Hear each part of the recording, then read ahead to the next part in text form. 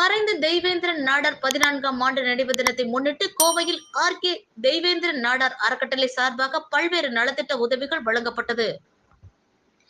தெய்வேந்திரன் நாடார் அவர்களின் 14ஆம் ஆண்டு நினைவு நாளை முன்னிட்டு ஆர்.கே. தெய்வேந்திரன் நாடார் அறக்கட்டளை சார்பாக தெய்வேந்திரன் நாடாரின் சொந்த ஊரான தூத்துக்குடி மாவட்டம் மார்த்தாண்டப்பட்டியில் உள்ள தெய்வேந்திரன் நாடார் நினைவு மண்டபத்தில் ஏழை எளிய மாணவர்களுக்கு கல்வி உதவித்தொகை, சீருடை, இலவச தையல் இயந்திரம், மாற்றுத்திறனாளிகளுக்கு உபகரணங்கள் மற்றும் அன்னதானம் வழங்கப்பட்டது.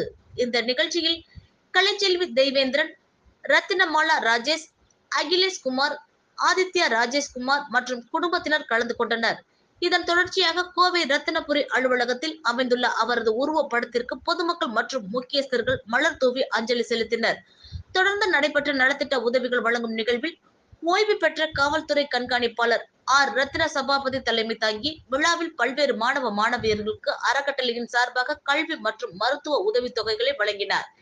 மேலும் அநேக முதியோர் இல்லங்கள் மற்றும் அரசு மருத்துவமனைகளுக்கு மதிய அசைவ உணவு வழங்கப்பட்டது. இந்நிகழ்வில் கருணாகரன் தொழிலதிபர்கள் கே.ஆர். ராஜா, கே. கருணாமூர்த்தி, தெய்வேந்திரன் நற்பணி மன்ற நிர்வாகிகள் தனசேகரன், ஐயம்பெருமாள், செல்வகுமார், கோபாலகிருஷ்ணன், சூசை ராஜ்குமார், ராதாகிருஷ்ணன், மணி, விஜயகுமார், தர்மராஜ், அலுவலக ஊழியர்கள் ஜெபமாலை ராஜ், இசக்கி காந்தி, பிரவீன்குமார், மகேஷ்குமார், பிரிட்டோ, பூர்ணிமா, ராதா பிரியதர்ஷினி மற்றும் பொதுமக்கள் பலர் பங்கேற்றனர்.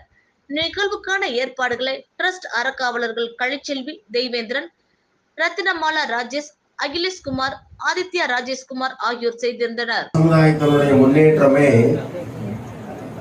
ஒரு கிராமம் அப்படின்னா கிராமத்துல எந்த கிராமம் எடுத்துக்கிட்டாலும் அங்க ஒரு அண்ணாச்சி கடை இருக்கும். வியாபாரத்தில் ஏற்பட்ட முன்னேற்றம் தான் நாடார் சமுதாயத்தினுடைய உண்மையான முன்னேற்றம்.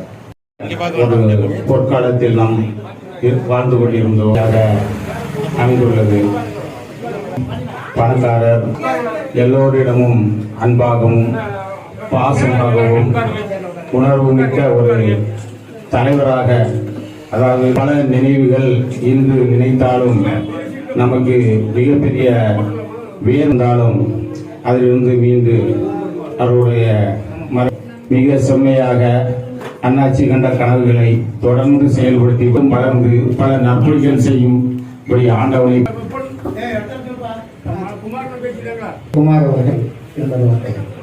அதாவது நம்ம ஜிபி பாண்டியன் புகழ்பெற்ற ஒரு மிகப்பெரிய நிறுவனம்.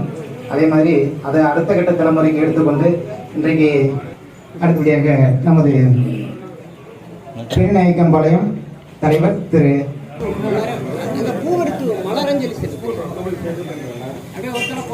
மிக சிறப்பாக ரத்னபுரி